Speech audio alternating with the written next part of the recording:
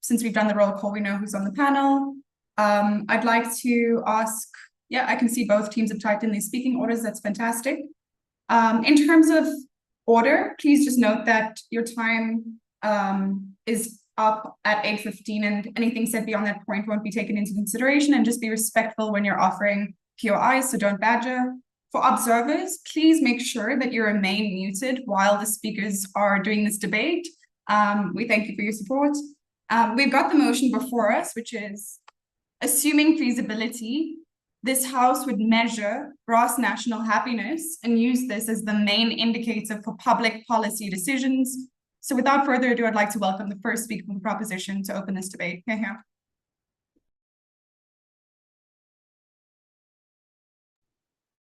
just to check, am I audible? Yes, you are.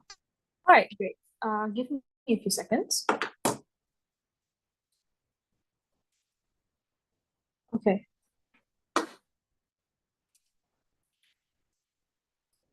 Before I begin, I would really like to thank Sasbu if you're listening to this, and we're really sorry. We know it was probably incredibly difficult for you to have to drop out. We treasure this opportunity so much, and we will make good use of it. We would also like to thank the adjudicators and the organizers of this tournament. We would like to thank our coach, Ryan Rayner, who has been endlessly encouraging us and comforting us on our losses. Finally, I'd also like to thank my amazing teammates. I love you guys to the ends of the earth.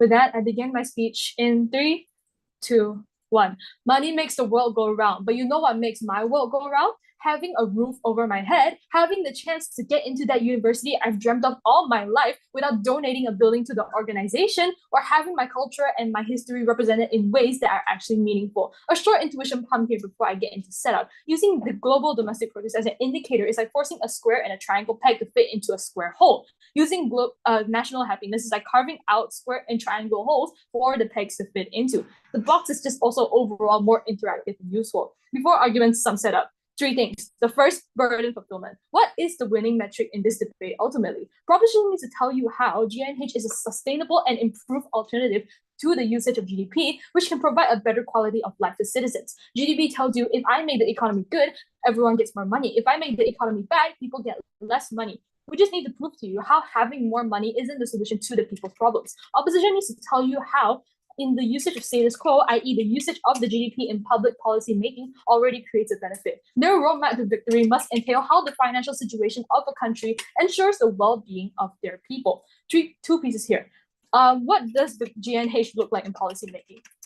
In sustainable and equitable social economic development, policy making looks like things like affirmative action, diversity quotas, creating affordable infrastructure, building homeless shelters and soup kitchens, etc., even at the expense of the economy. For environmental conservation, it looks like providing legal personhood to ecological entities to prevent pollution and ecological damage. Thank you, prelims round 2. Preservation and promotion of culture through making cultural and historical locations protected, enacting museums to preserve culture and heritage, etc., also are examples of policy making and how the GNH could factor into it. Because it takes into account so many factors and many relevant factors in the well-being of the populace, there is a bigger concern for the overall well-being of society in GNH. The comparative here is GDP and policy making. It's aimed at boosting economical growth. Fiscal policies, such as in fiscal policies, where the government increases spending on monetary policies, where they inject more money into the economy in order to give producers more capital. The problem here is twofold. At a fundamental level, GDP only measures the monetary value, which is an average of all the goods and services produced in an economy, and is therefore inaccurate because of the several wealth disparities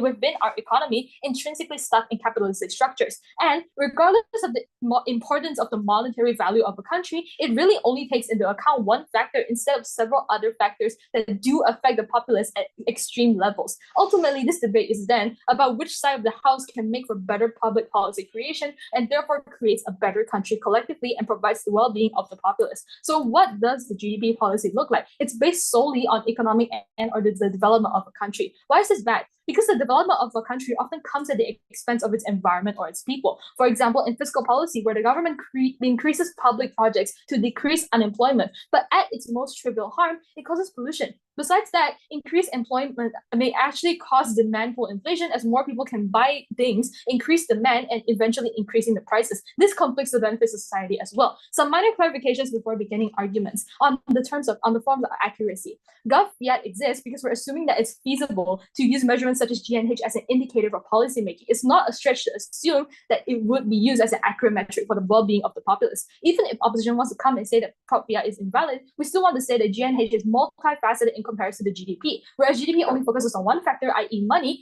GNH focuses on multiple facets of what it takes to run a country successfully. Why is this important? Because you cannot just determine what's the best course of governance based on one facet of what keeps the country running. We argue that GNH is a more accurate judgment of what the people want, and it's an improved way of giving what they want to them as a result. Onto my argument then on how the GNH ensures better policy making. So how does GDP harm policy making? It's entirely based on the economy. The GDP essentially is something to boost or to calm the economy down. This manifests in two ways. One, either you grow the economy, or two, you cause it to slow down. To do this, the government will need to utilize public policies.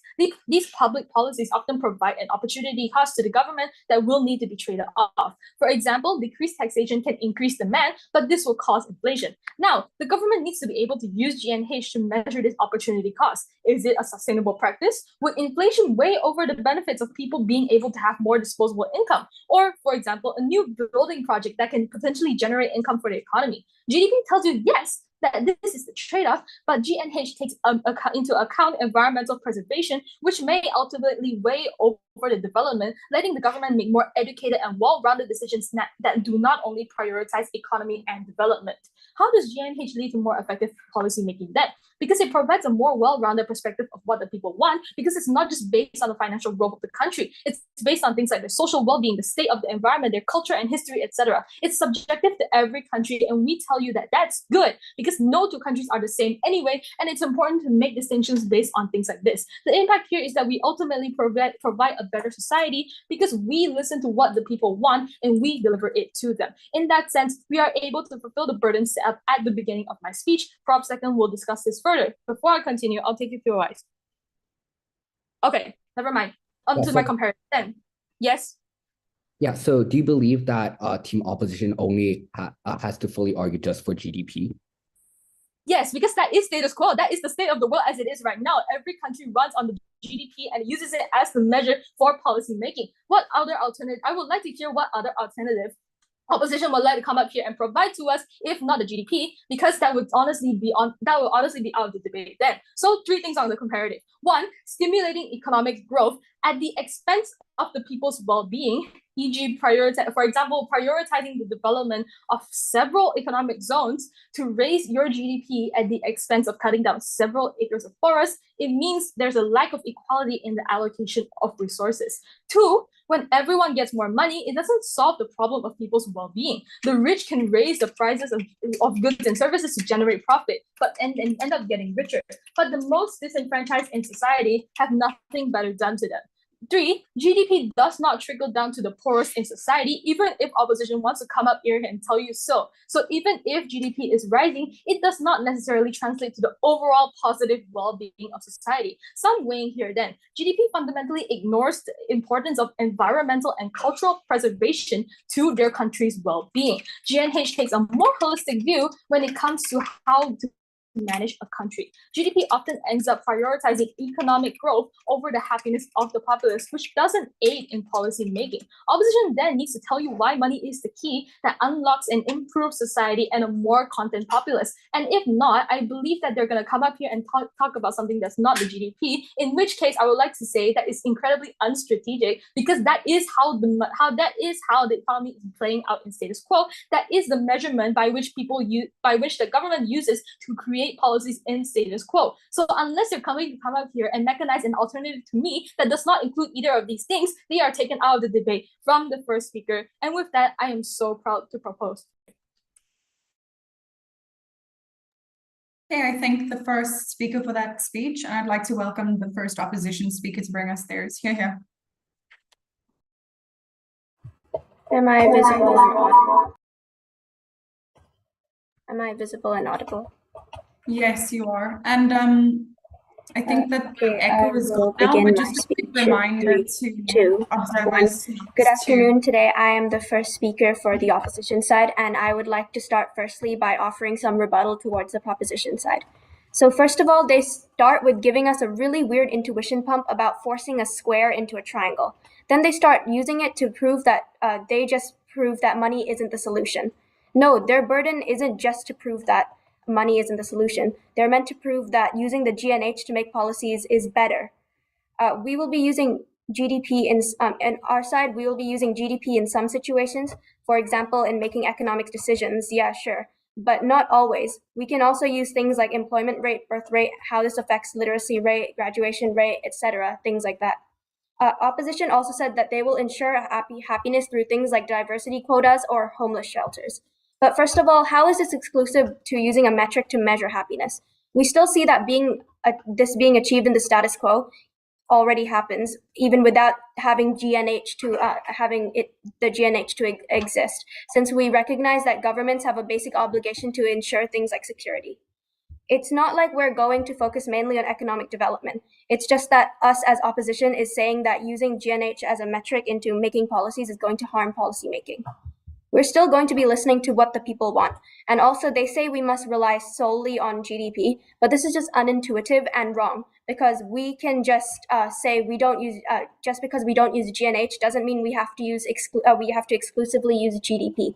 Governments still have a basic obligation, as I've said, to ensure things like happiness and security. Otherwise, they'd just be voted out or opposed by the public. Thus, we still see that the ability to fulfill the wants and the needs of the public still exists on our side, because governments still want to satisfy the public, because they won't be voted for in the future if they don't. So after a few minutes of the proposition speech, they've only talked about why using GDP is bad, and why using GDP doesn't mean anything. And these policies should be things like soup kitchens and better environmental policies and more policies to help culture. We see that these policies will still happen in our world because there is still strong political will to do these things, even if it actually helps society, as not all citizens just want more money. But we also see that their point hinges on the fact that people will see that the GNH goes up after doing things like making soup kitchens. However, we see that often making soup kitchens is good, yes, but it probably won't change the GNH as a whole. That's simply because there are so many things that contribute to it, right? So we see that proposition has two solutions. They either make the GNH very sensitive to small decisions, which is firstly unfeasible because it would just keep changing, or they have to tweak the weight of the certain factors to, for example, make it look like these soup kitchens will add so and so to the GNH, which we see could lead to a lot of misuse, as I will talk about later on in my speech. They said that the GDP harms policymaking because you either grow or shrink the economy, and a lot of the time also leads to, for example, environmental damage that will eventually harm the society.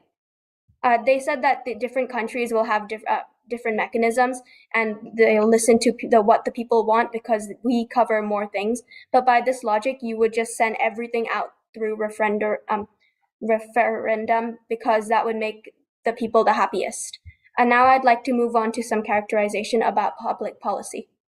Public policy looks to be a measurement that determines the lacking areas in a country, and the role of government would be to improve in those areas. It is one of the leading factors that determine the future endeavors of the government. Why the GNH is likely to be flawed is that public happiness is impossible to measure and more likely to default to measurements of temporary happiness and instant gratifications, because we say it's a lot more attainable and a lot more preferred. But even with that perfect model, even with the perfect way of measurement, it still harms the outcome of the public policy decisions.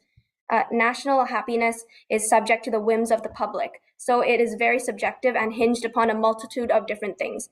This is flawed because we say it's unregulated by decision makers and governance, because collective happiness and environmental sustainability are really easy to appeal to temporary stores of gratification or large political acts that might harm the future. We see governments manipulating the GNH to appeal to the public in the short term, but in the long term, there are many harms, which we say is ultimately an unreliable metric of understanding the policy making in itself. Our model is we're not going to always be prioritizing things like the GDP, but we prefer it compacted to the GNH because we don't believe we should use the gross national happiness as the measurement. We should also focus on things like the number of graduates, access to healthcare, and which some of it does overlap to the GNH, but it's ultimately a very different model compared to solely using the GNH. Basically, at the end of the day, our case is proving that rich countries are the only ones that can work on public healthcare and etc., which then is useful to focus on the GNH in public policy. But in this scenario, they already do. It is already a trend and etc. There's lots of pressure as well because they tend to be the biggest polluters and they are profited off using fossil fuels to develop. So this just proves to be a wash. Then we need to go on and prove why poor countries are then at a disadvantage. And these are those that need to prioritize their GDP in order to be able to focus on money into public sectors. Our burden is that we need to prove why the GNH shouldn't be the sole indicator for public policy decisions. A bit of framing, we frame that LEDCs should be up in this debate because they're the most vulnerable stakeholders in response to the policies related to economic development or sustainability. Now, I would like to move on to my arguments of why it does not measure actual happiness. So let's look at what the GNH looks like. It looks at sustainable and equitable social economic development, environmental conservation, and good governance. Why the GNH is likely to be flawed is because public happiness is almost impossible to measure and more likely to default, as I've said before. Let's use an example. Brazil has a higher human development index than China and also has a higher environment conservation with the Amazon rainforest compared to China. There are two problems with this. China in itself is a much more developed society than Brazil, and using these factors to determine happiness doesn't always show the same results. China's happiness might come from financial freedom and the ability to spend extravagantly, while Brazil's might focus on tourism with their rainforest, but also the development of the primary sector of the country, such as agriculture. The expectations for both countries are also different, meaning that it is almost impossible for there to be a comparison. This makes it easy for governments and politicians to exploit it for political will. And why do governments want a good image? They need the support from the public to be able to stay in office, which is their main goal.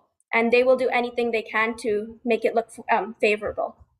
Gross national happiness also has no set way of measurement, in contrast to hard statistics like birth rate, GDP, unemployment rate, etc. This means that different governments can use different ways to measure it and make the country look more and less favorable or to push certain policies without exploiting it. Like an example would be, oh, look how bad the GNH is in this country. It's projected to do much better if we do this policy. But even when experts challenge it, they're likely to just justify it by saying, oh, we are shifting our priorities or something like that. The average citizen isn't likely to notice these kinds of shifts and just rely on the stat of the GNH that politicians provide for their support. We mean that governments as in government in office, not different countries. On the comparative, it is much harder to lie with hard statistics because at least there's a set way of how to measure it. And when they do something wrong, it is publicly known because it can be proved that they were wrong. Whereas with a GNH, you can't really do that. Even if it measures the thing that it says, it will measure it pretty accurately without political bias.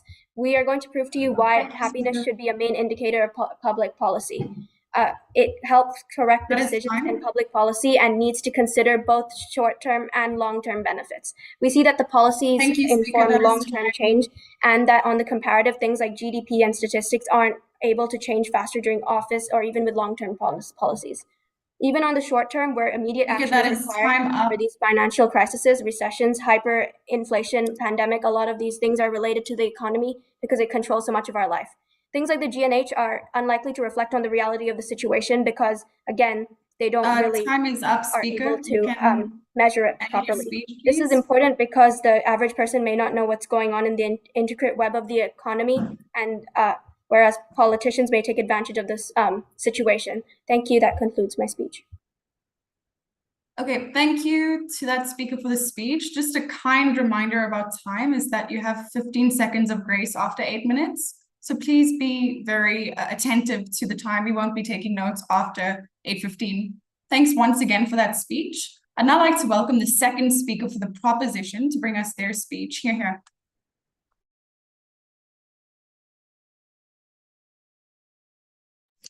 Hello, am I audible? Yes, you're audible.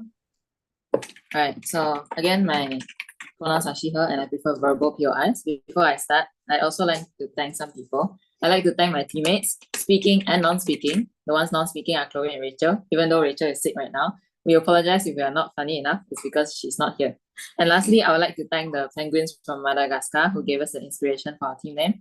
And thirdly, I'd like to thank my parents who put up with my debating obsessions by paying for my competitions. This wouldn't have been possible without you. All right. I'll start my speech in 3, 2, and 1.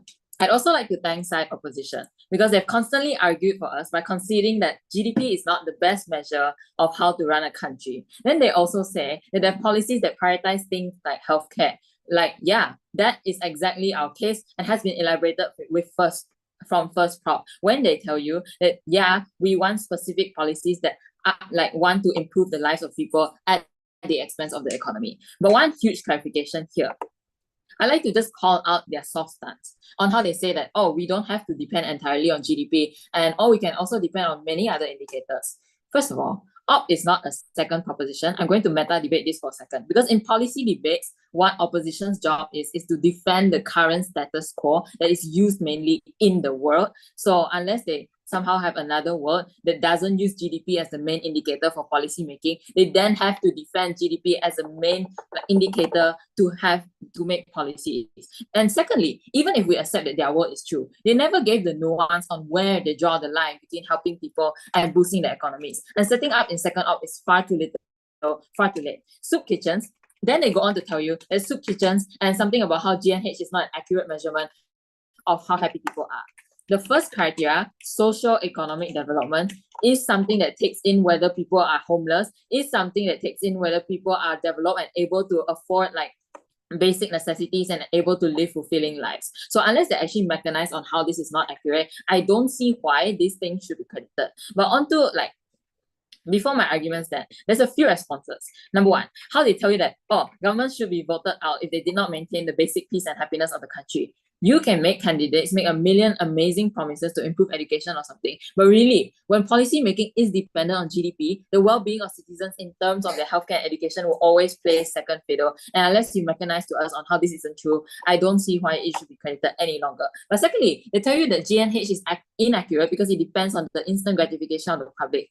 There's been literally no mechanization as to how this is true. But secondly, I think that the first criteria, which is literally social economic development, is something that does need to happen over a long time as governments invest in building up the poor and actually making sure that there's sustainable housing. This is something that does not depend on instant gratification. I don't see how the government is exactly going to appeal to the public in the short term, because if you just take away the things that you gave to poor people over the long term, they're just going to be angry at you and vote you out anyway. But thirdly, they tell you how poor countries must prioritize the GDP because they're poor. But they never actually tell us why specifically poor countries must prioritize the GDP. We tell you what, poor countries have the worst rich-poor gap because all the wealth is accumulated by monopolies in the rich who control political systems, and that's why corruption is often central. But secondly, we're going to explain to you exactly why poor countries specifically abuse the rights of people on the ground. But fourthly, they say that different countries will focus on different things and therefore GNH should not be an accurate measure. But that's exactly why GNH is better. It's still more subjective than your alternatives because it takes in more factors. But before my argument, I'm going to accept any POIs if there are any. Okay, I'm going to assume no. So one simple argument for you then. Why is ops paradigm that they have to defend a bad way to run the country, and how does it result in a worse society? I'm just going to take down the mechanism here. They're probably going to say in second op that a good economy results in a happier society regardless. Why is this not true? The economic growth makes the wealth gap worse for a few reasons. Number one, inflation. When everybody has more money because of economic growth, CEOs who accumulate that money are able to raise prices. In that case, people on the ground have to buy things at higher prices, and therefore they're more likely to not have enough money, and that's when their living standard drops. But secondly, wealth was never equally distributed on both sides of the house. The reason why opposition differs from proposition is when you have more wealth because of economic growth, it's even worse distributed. On our side, instead of economic growth, we prioritize equitable policies, things like progressive tax brackets, things like poor relief, things like free healthcare and the conservation of cultural sites, things that actually take into accurate indicators of what people actually want, i.e., I don't care that there's a McDonald's in my front yard if I literally cannot afford a roof over my head for the next 10 months. But specifically, when does economic policy based on the GDP directly assault the rights of people on the ground? I have two layers of analysis here. Number one, pollution. Pollution, like economic growth requires pollution in order to build infrastructure like factories, right? But the problem with this is that it harms the health of people. But number two, it also results in cultural loss because you burn down forests that are valuable to many communities in order to build things like factories. But secondly, things like goods that are harmful towards people, like smoking. Cigarettes are a type of product that are sold because it makes a lot of profit. But then it's not about the interest of the people because it literally harmfully impacts your health and makes them dependent on substances. So not only is this bad, it widens the rich-poor gap because the poor are made dependent on substances that are sold by the rich. But thirdly, on how this widens the capitalistic gap. This is why people on the ground are harmed by economic growth specifically. And unless we don't get a response from this in second op, it still stands. When the economy grows, CEOs and rich people who have more money and benefit from expansionary fiscal policy, they have more money, they can raise prices because they can't afford it, or they just invest in capital and replace their labor. What happens then? Unemployment rises, and secondly, the poor suffer from higher prices. So what happens is the rich gets richer and the poor gets poorer. But we tell you that this is also bad for the labor force because when you prioritize government like policy that prioritizes economic growth, you do things like shut one eye to companies that contribute to a lot of economy, even though they are mistreating their workers. When people get mistreated, the prioritization of economic growth undermines the suffering of these people, and in many cases, the government ends up failing to protect their basic rights. But we tell you here that any measure that opposition wants to use is not an measure because they cannot co-opt our benefits by taking ideas literally from GNH and saying that that's what they're going to use. Because GDP measures and accounts for economy without truly taking into account the well-being and the living conditions of the people. Because there are other things that make people happy that we've already said. You don't end up accounting for the socio-economic the psychological well-being and the education of the citizens. Because you take people on a very nuanced metric, hey, if the economy is good, I think everything is fixed. But that's not enough because other things are important to people and those things are willing to trade off at expense to the economy. If there is a beach that everyone loves, you cannot be like, hi guys, we burn it down, but there's a McDonald's there now, so go apply for a job. On the comparative here, how is our world better then? When we have the JNH policy, we are not saying, and OP cannot put this burden on us, that we can actively save every single aspect of the GNH. That is more important to actively take in aspects than just GDP and other things when making policies. But secondly, we tell you how we end up helping the rich guy because we provide relief to people to have food and stuff they need. But secondly, more importantly, we give them the factors to self-actualize. Because when we have things like diversity quota, when we have things like poor relief, we give people the capacity to live meaningful lives. When you say that, hey, we're going to give you education even though you couldn't normally afford it, we're giving them the opportunity to jump the poverty line. But worst case scenario, we're still willing to trade off economic growth, right? Because the well-being of people always matters more. Unless OP can prove how economic growth slowing down actively harms people on the ground more than capitalistic injustice, we've already won. Even if they take their alternative principles, those are still not multifaceted or effective ways to consider policy making. Yeah, the birth rate can contribute to policy making, like the one-child policy. But why are we principally better off then, even if you don't take in any of our impacts? Because at the very least, we take in more factors that people take into good lives. So we're more democratic from the start, regardless of outcome. For all those reasons, I'm so proud to propose for you today. Here. Thank you for that speech. I'd now like to welcome the second speaker for the opposition. Here. Hello, second speaker for opposition, right? Yep. Am I visible and audible? Yes, you are. Okay. Just give me a second. All right. So, all right. I'll start my speech in 3, 2, 1. All right. Let me just start with some rebuttal. Okay. So, what does proposition second speaker tell us? They say that we basically just have to defend using GDP as our main measure, right? But this motion just tells us that proposition is arguing for GNH, right? We're arguing, but us as opposition, we're actually arguing for different statistics being used for in different times, right? And they tell us that GDP is just the main we're only using GDP in the status quo, and that's what we have to defend. But yes, in the status quo, no country depends entirely on GDP, right? It is a main focus, but no one's just going to like put every single political decision on whether or not this like slightly increases or decreases the GDP, right? We can already see this change going on right now that benefits public happiness. We already explained this in first speaker because governments already have an obligation to help the public and an obligation to appeal to their wants. Anyway, does this happen as a direct result of G&H? No, because it's already happening in the status quo where we don't have G&H anyways. So prop has to prove specifically why G&H instead of using G&H as a main approach instead of different things, which does include GDP, but they have to say why this helps the people, which we have proven false. They keep saying that we have to prove why GDP is the only metric. However, we think this is wrong because one, in the status quo, is not the only factor, like we said, but also two, how come wealth gaps just can't be solved on our side? We're not just looking at economic development. We are saying that using G&H to determine policies is harmful, and this hence reducing the wealth gap isn't just exclusive to our side, right?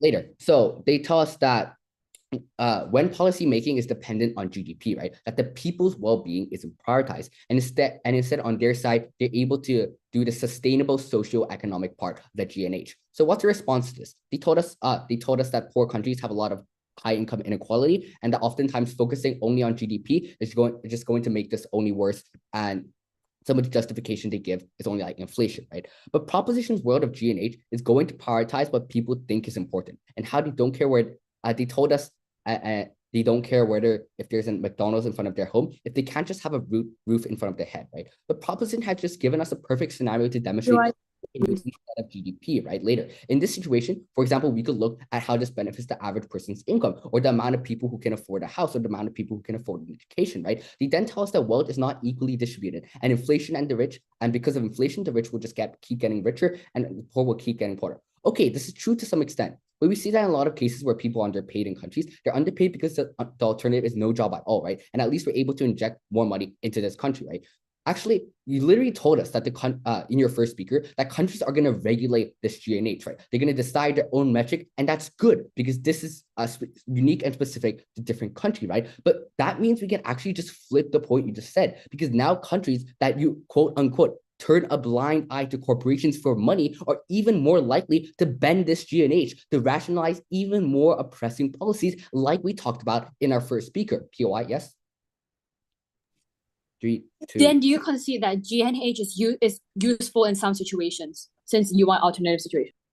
Okay, so basically from our first speaker, we told you that G&H isn't likely to be a great representative because it's just so complex. But we say that even if it does, just because of how many factors it takes into account, it's not always the best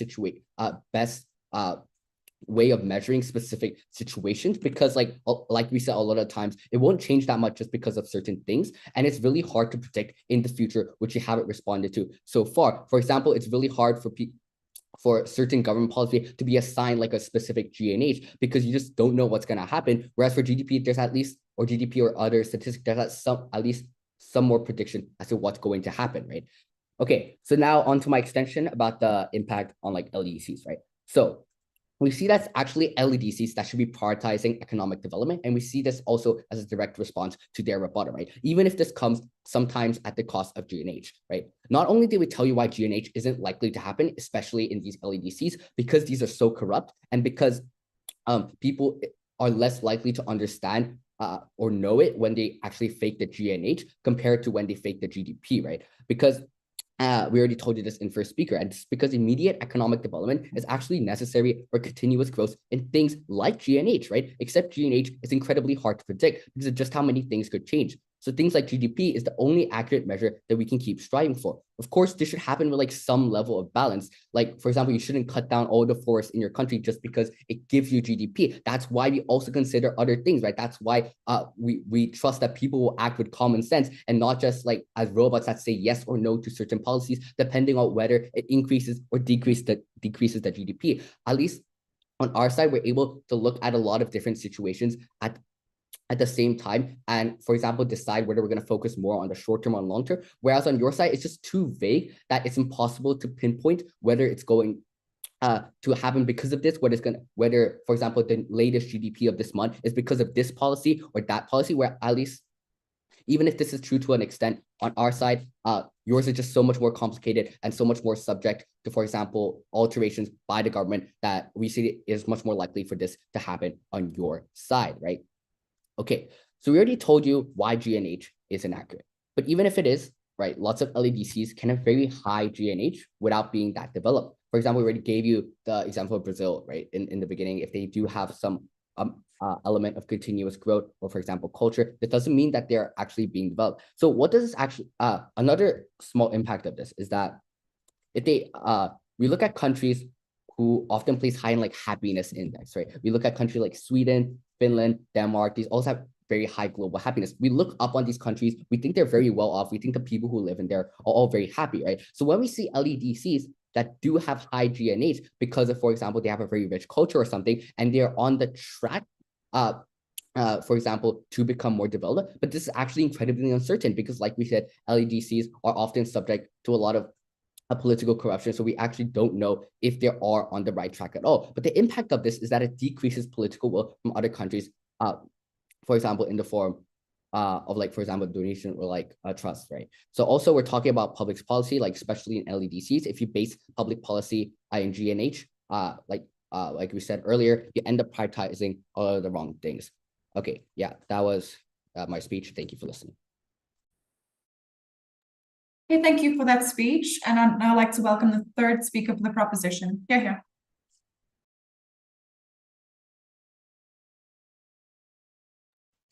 Hi, I would like to ask if I'm audible. Yes, you're audible. Okay, thank you very much. Again, before I begin my speech, I really thank God for this opportunity, and we're very grateful to be here. So thank my teammates and my family as well. So I prefer my POIs verbally, and I will be beginning my speech in 3, 2, 1. When China saw that on the hard on paper statistic that the birth rate was so high, they decided to implement the smartest decision I've ever seen, the one-child policy.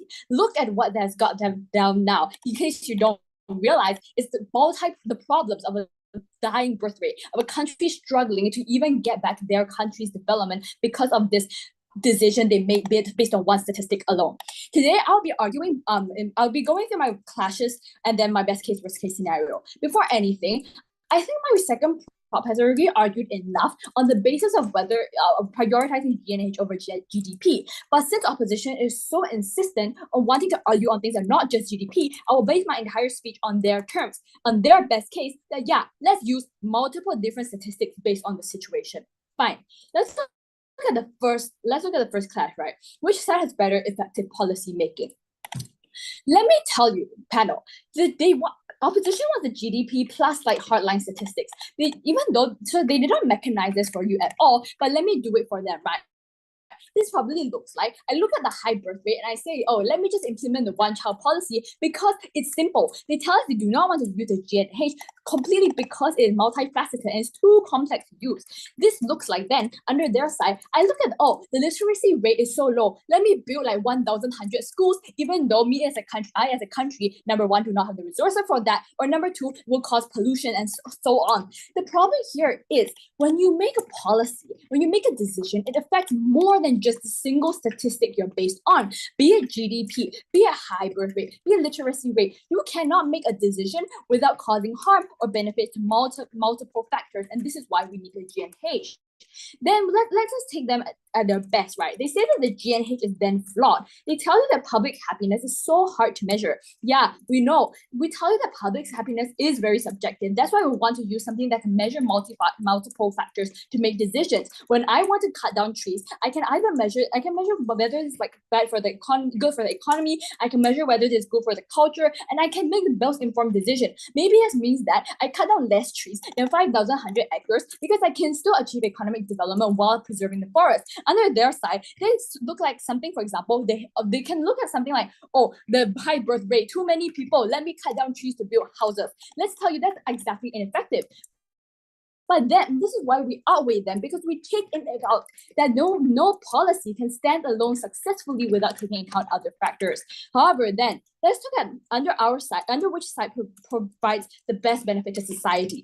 We tell you that under our side, society's well-being is prioritized over anything else, be it the economy or anything. We tell you that the well-being is something that's subjective, which is what opposition has told you, and exactly why we need to use GNH. We have to do it subjectively according to what the public wants now. Yeah, maybe it's something, maybe the public has like temporary like happiness. Maybe suddenly they just want 100 McDonald's. But if I win the preservation or 100 McDonald's, maybe I build 50 McDonald's. That is exactly what we want to do. We can provide benefits. No, panel, does not mean that we will not use GDP, like economic growth, if it harms environment. In situations, for example, an economic recession, when what the people need the most is a stable economy, we are willing to trade in things like pollution to help the people if that is what benefits them the most. They then tell you then, since we're arguing under the clash of society, they tell you the main stakeholders then are LEDCs. Second prop has already told you that precisely because of LEDCs, you have to use the GNH, because LEDCs, when based on GDP, is so inaccurate due to the wealth gap. But secondly, we also tell you that LEDCs currently have a lot of, if you want to use them to, for example, boost economic growth, because they're LEDCs, they need economic growth the most, right? The problem here is then they resort to like unethical decisions such as opening sweatshops, such as cutting down multiple forests to be able to have a good lodging business, right? We tell you that when they tell you that countries can then ban GNH to get better benefits like Amazon, we flip this argument back to us. Because if you use, for example, GDP, and you see that the economy is growing because of your sweatshops, why would you even want to like do something about it? But under our side, you can literally tell that kids are working in sweatshops because literally you can see in the social economic like this whole situation that something is wrong. Under their side, let's take them at the best case and say they use the birth rate or the literacy rate. This single factor cannot tell you whether the economy or whether anybody is struggling or not. This is the precise problem, right? You use situational things, but there's no one situation, one policy, like one measurement that can fit every single situation. They then tell you that they trust people will act according to common sense and therefore will not cut down a million acres of trees. We outweigh this claim because we tell you that governments are, if you use things like GDP, governments will then become profit-driven. Then they will act irrationally and cut down 100 forests. It's the same reason why they're drilling so many oil rigs and things like the BP oil spill even happened in the first place because they prioritize things like economic growth or they prioritize things that they say is development for the country. Third, then, under the clash of society, such as LEDCs being benefited based on personal well-being at all, they use development as a metric. I tell you, this is exactly why we win. Using development is not the end goal in our debate. We tell you should not use development of countries such as the LEDC to determine your public policies. When you use things when you use things such as when you want to like prioritize development, they tell you again and again, Brazil has a high HDI, but they're not developed. Okay, they have a high HDI, people are happy, they're not developed, so okay lah, you roll with it, right? That's what we are talking about. We don't need a good economy or good development for people to even live a happy life. Then I'll move on to my second clash. So before I move on to my second clash, I would like to then stress again, we outweigh all their benefits of using like specific statistics because we tell you how GNH, number one, does it in a multifaceted front, and number two, we tell you how society is still going to be benefited under our side because we prioritize the most vulnerable people by prioritizing their well-being. Before I move on, is there a POI? 3, 2, 1. I can't guys know. I'll be moving on to the second clash, the long-term versus short-term benefits. Under their point, right, we tell you that only GNH is the most long-term and sustainable practice. GNH takes into account things like environmental protection and preservation. If this is not a long-term sustainable goal, I don't know what is. If I do not take in the environmental preservation, because I tell you I don't want to cut down 1,000 trees to be a McDonald's because I know that in the future that we need this environment. Therefore, this is why GNH is a good thing. If under their case, right, they say they want to prioritize long-term health. Number one, they did not mechanize this at all. What long-term health are you providing? Are you using the high birth but I'm going to argue on their front, right? Because they told us things like birth rate. Then you come up with policies like this, like what the one-child policy, because in that term you feel like it's beneficial, but the point is in the long term it's not. That's why we tell you that under our side we come with the most sustainable decision to help the country in the long term, because we prioritize the well-being. We make this out by telling you exactly how we do this, by measuring what they need now and what will is likely to happen in the future. But under their side it's actually much more short term, because they just do things based on one statistic, right? And like now high birth rate, later low literacy rate. But we tell you also, we also have short-term benefits because we apply to the happiness of the people in that moment as well, because we balance it out. On our best case then is that on their worst case then, on their best case then, we tell you that they have a country that based on one statistic, it may be able to be effective because it seems like a bandage solution to their current problem. And our worst case then is, okay, maybe people are not completely happy because it's not complete development, but that's still okay. And we have never been prouder to propose. Thank you. Thank you for that speech. I'd now like to welcome the third speaker for the opposition. Here.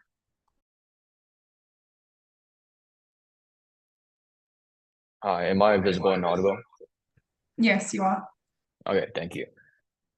So I have a cold, so my voice might be a little bit raspy. So if you can't hear me well, just let me know. All right. I'll start my speech in 3, 2, 1. Trump's main goal in this debate is to help people, right? When you focus less on economic growth, you know what that means. Less people are employed, more people have to rely on welfare services you desperately try to provide, and more people go homeless no matter how many policies you implement. The problem is worse on their side when they adopt a model of having G&H as their main determining factor for public policy decisions are things like the environment, okay? At the end of the day, our path to victory has been clear from the very start, okay? We mentioned in first that we have to prove that rich countries are the only ones that can work on public health care and all these things, okay? The reason is very simple. These things are not well funded in these LEDCs. Therefore, even if you focus on all your resources on healthcare, etc., instead of developing certain sectors, your economy will still suck, and it's unlikely your healthcare system is going to be good. And at the end of the day, in these countries, if you prioritize G&H to make policies, even if those policies are perfect, they end up being carried out very badly due to lack of funding and other economic stresses, etc. Okay, so now there are two main clashes in this debate. The first clash is how it benefits, how the G&H or the GDP benefits it has to our society, the quality of the G&H compared to more of a focus on the GDP and other factors, what we have tried to say over and over again, and proposition has completely neglected it, okay? And how it negatively impacts all types of countries, okay? We've established from early on that both MEDCs and LEDCs both suffer major consequences when they follow the G&H. At the end of the day, this debate is not about whether or not we should prioritize the economy over people's happiness. Well, which let me remind you is already very flawed when it's based on the factors given in the info slide. This is not about what indicator we should use for public policy decisions, okay? When the country is lacking in GDP, it means that the average income, the average amount of people that can afford healthcare, education, all these things that require monetary support, all of these will go down tremendously, and it's worse on their side, okay? As the first speaker everyone heard in this debate said, everyone wants a roof over their head. And as in this side proposition, definitely cannot achieve this at all. Why? We told you down the bench that all of these indicators are extremely subjective. That means that it's so much easier for governments to abuse the system instead of making decisions that are easier, that are good for the people. They make it what's good for them, the government. Okay, the GDP is so much more accurate because it's a number system. The G&H relies on governmental checks, which is so much easier to be manipulated. I'll answer that POI later. We looked at both LEDCs and MEDCs. Let me start with LEDCs, which they suffer because their government will try to focus on areas where they try to improve, as per the example given first about Brazil, okay? When in reality, their entire country is suffering more on an economic level compared to China. There's no doubt that the average life of someone in the US and China will be much worse than someone in Brazil because they don't have the money to pay for anything in their lives, okay? Just because of how much developed they are, okay? They help us even more for bringing up corruption, saying that it will worsen because it is hidden. We say it's more hidden on their side because of how much easier it is to manipulate the different factors that they base it off, okay? So that all the harms that we say in our second speaker is already guaranteed because there's even less check in place, okay? If we do a way of like the ultimate results between the two worlds, on their side, there are going to be a wider gap between the rich and the poor, and because their entire wealth gap is measured. But however, on our side, the GDP is an average, with countries like India, where they can show their problems and still be considered a developing country and have more help from other like international committees. And at the end of the day, they'll still be accepted as a very strong country. Okay, so GNH, yes, some areas might be very happy and rich, but on the other hand, there's the entire part of the country in India that's just poor and are suffering. Okay, when you take the average, you see the problem, okay? And for MEDCs, they're also prioritizing because it looks good. And we look like Switzerland, for example, they just completely fail. Like if you look at Switzerland, obviously it would be good for them, but it would just completely fail because they focus on areas like China, okay? So this problem is just much, much worse on their side. There's no in between, and ultimately these countries will still ultimately fail, okay? I'll take your POI right now. If you know that the GDP is an average, and you know that in India, the incredible amount of billionaires is what makes the GDP high, or like even higher than like terrible country, how do you even benefit it when you're under a false illusionment of the country? So when you're under a false illusionment of the country, no, that is not the case. The GDP directly translates to how the country is actively working, because as I've said in my entire speech, money is the solution to a lot of problems. Not all, a lot, okay? Healthcare, education, you've completely neglected this. Okay, now onto my second class. Which side has better policy making and which side is better for the general person, okay? All the benefits that from GNH are already existing on our side. We already have things like subsidies to people in poverty. We already see big environmental organizations being recognized, and without the existence of GNH. Let me re-emphasize it. It's not that the governments don't care about happiness, okay? It's when they use a hardline statistic that creates so many issues. They just haven't responded to a point about corruption on their side, so we kind of just assume that they're continuing to exaggerate corruption. Obviously means worse policy making, and obviously means that the public gets harmed even more, which is one of the biggest stakeholders in this debate, which they've continuously ignored, okay? They have to prove about how an indicator of happiness actually helps them. We already see people advocating for change, right? Even without the existence of statistics for happiness. So it just means that the GNH is just going to be easily manipulated. It's just not an accurate measure of happiness, as we already said down the bench, okay? But even if it was a perfect measure of happiness that doesn't get corrupted, why is this still not a good way to make policies, okay? We've already said in first why this is okay. Happiness can be short-term, instant hits of dopamine, and this hedonism is not going to help society at all. Even if sustainable development is part of the GNH, we see sustainable development being prioritized anyway because we face pressure anyway. So let me talk a bit about what happens when you take the GNH instead of the GDP and other factors, okay?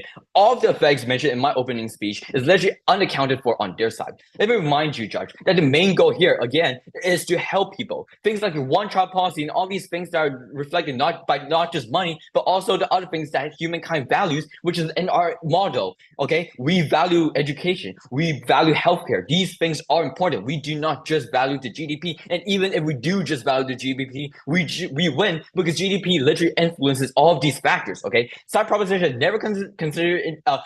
never taken into consideration that in the status quo, all countries value healthcare because it's literally someone's life.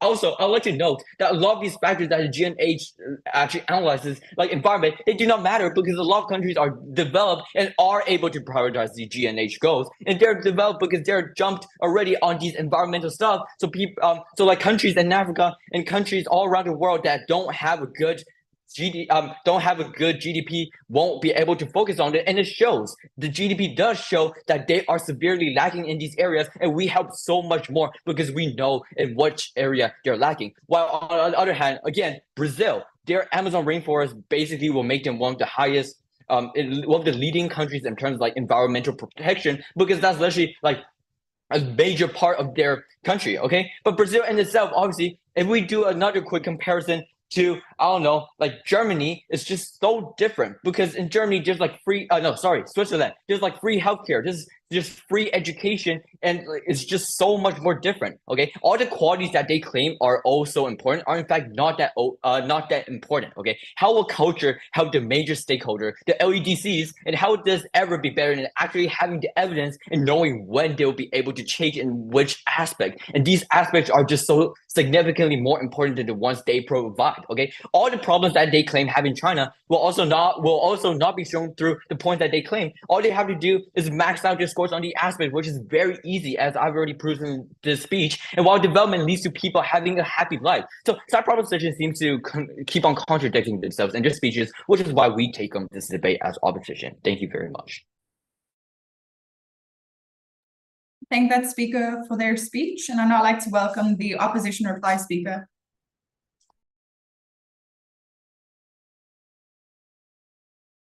Hello, opposition reply. Wait. Yeah, okay. Am I audible and visible? Yes, you are. Okay. Can I get my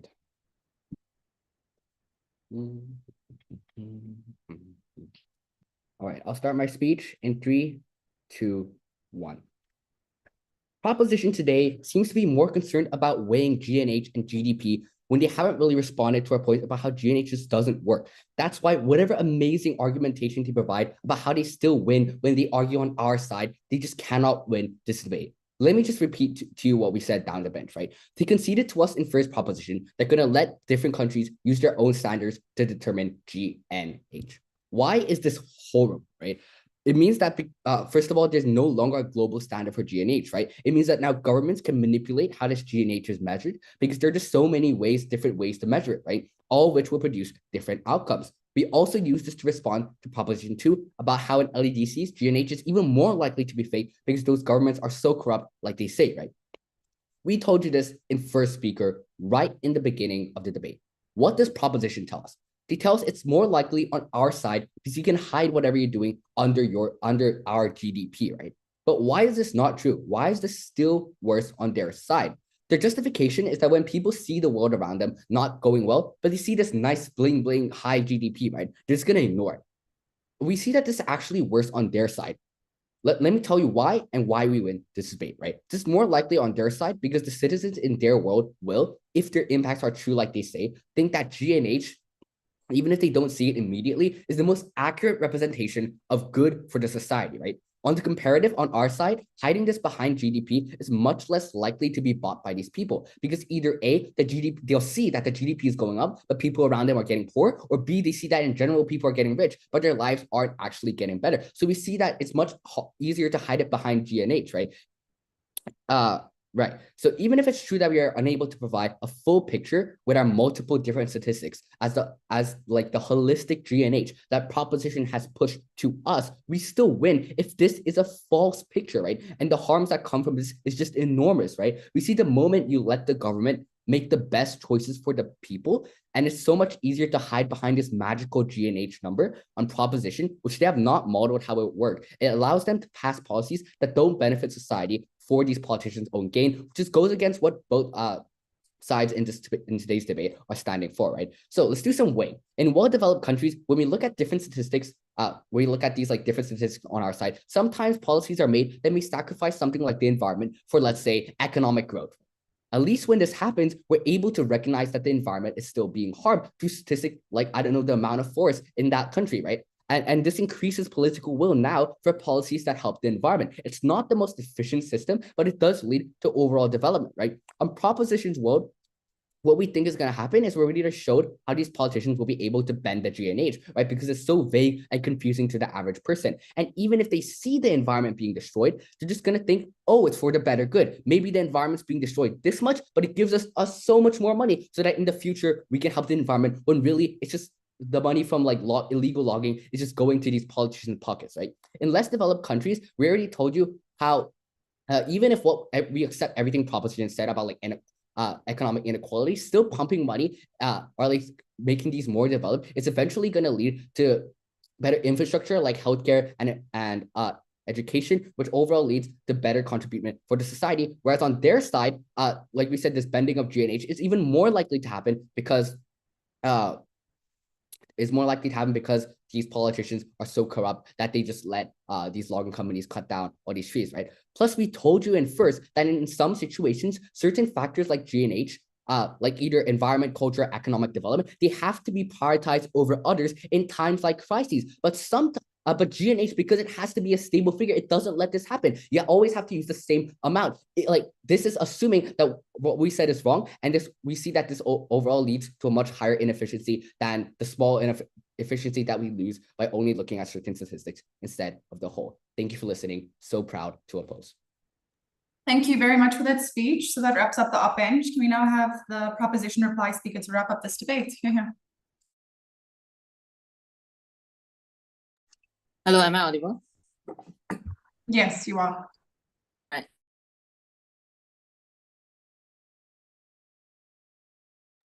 right. I'll start my speech in 3, 2, and 1.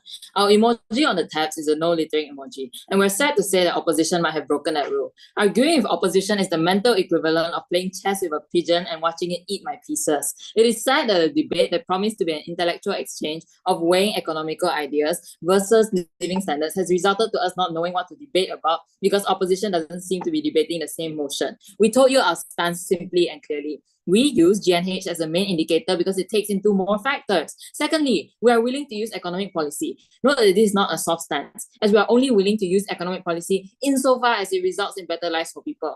The minute that expanding the economy harms people on the ground, that is where we draw the line, which is more distinction than OP has ever given.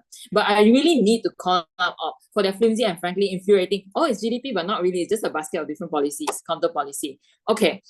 Let's be super charitable. We'll take your alternatives outside of GDP like birth rate, unemployment rate, etc. And we also want free healthcare. Strategically, we still don't know what your model is because first op says it's a mix. Second op says it's mainly GDP. Third op then says, oh, like actually we're just going to use all of it as GDP. Problem with first, if it's a mix, where do you draw the line?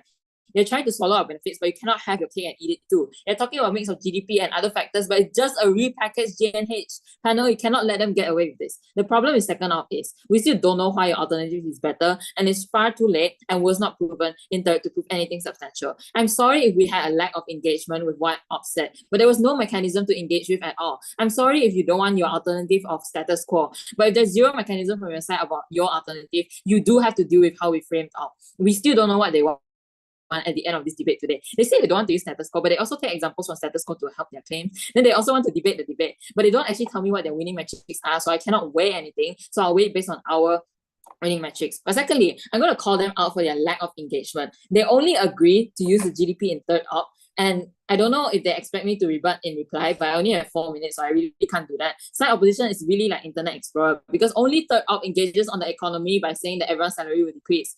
No, because poor people's salary was low anyway because they were abused by the rich. But secondly, if rich people's salary drop, which is the only alternative, then it's good. We tell you specifically why economic growth harms the poor because of the rich-poor gap and other things that I don't have the time to repeat right now. The fact that their argumentation has been so unnuanced from beginning to end, the fact that they never put their mechanism on how improving the economy will actually help the poor should already win us this. But secondly, the only engagement they gave with us is debating the feasibility of the motion or just saying, but Brazil, if they have to debate whether this motion can be carried out, we have fiat. But secondly, if they say that governments manipulate GNH, I don't see any mechanism on how this is true. But even so, we tell you that people are rational, which you considered in third prop, which means that if they are rational, a government cannot manipulate data such as seeing people protest against the cutting down on forests. But even so, GNH factors are backed by statistics. The numbers that you say are accurate are things that we can also use. Hello, if you promise not to burn down culturally significant forests, then you burn down the culturally significant forest, they're not going to be like, but you see, this McDonald's is clearly for my own good. I don't know why they're trying to weigh this in reply. I have 4 minutes. I cannot rebut you. This is something that should not be credited. But secondly, I'm going to weigh the issues then, because which actually results in a more developed society. Note that we're not even talking about which one is happier. We're trying to take them as the best case here and build a case for them. We recognize to you how giving people factors to self-actualize is more likely to help them up and out of poverty. We also told you exactly that people prioritize more things other than just economic growth. We told you why GNH helps accomplish those things specifically. The fact that they have no clear impacts and no engagement with our mechanisms should already make those impacts stand. But secondly, I'm just going to engage with their best case about developing countries and how they say that the GNH cannot be carried out accurately there. As long as they don't provide any mechanism on how this is true, I don't see why this should be credited. But secondly, developing countries, the people on the ground in developing countries are suffering, not because they are poor. They're suffering as a symptom of the problems that make these countries poor, and we've literally already said to no engagement, i.e. wealth accumulation by the rich and corruption in the government and horrible labor laws. For the only side that has debated the motion fairly, for the only side that has been clear with our impacts and clear with our mechanisms and not asking the other side to build a case for them, we have never been prouder to propose. All right, so that wraps up the debate. Thank you to both teams and all speakers. All the best for the announcements, which will be later. The judges will, I believe, head to a breakout room to deliberate so that the main room may be used for the next round.